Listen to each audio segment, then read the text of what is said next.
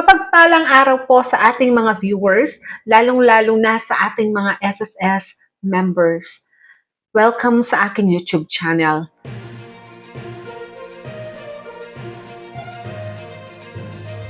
Meron po tayong tanong dito. Tanong ko lang po, yung anak ko ay 6 years nang naghulog sa SSS at wala na din siyang work. Pwede bang ilamsam ang kanyang nahulog sa edad na 40? Sa SSS, hindi po pwedeng basta-basta i-withdraw o ilalamsam ang inyong contribution. Merong sinusunod na guidelines dito. Kailan ba pwedeng ilamsam ang hulog? Pwedeng ilamsam ang hulog o contribution sa SSS kapag ang isang miyembro ay 60 years old na at no work. Sa ganitong kaso, pwedeng-pwede na itong ilamsam.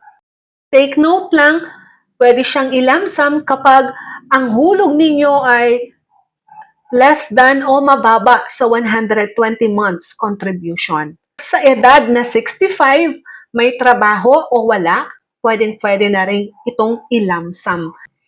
Basta, ang hulog dito ay less than 120 months contribution.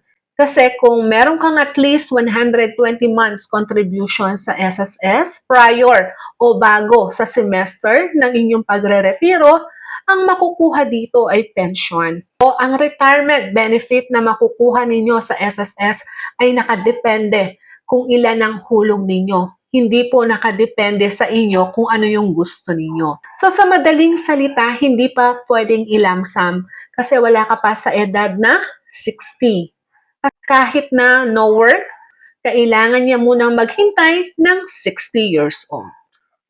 Yan lamang po ang ating information sa ngayong araw na ito. Have a nice day and God bless us all. Kung gusto niyo po ng mga ganitong video, huwag kalimutang i-like at mag-subscribe sa ating channel. Para sa mga susunod na video, updated po kayo.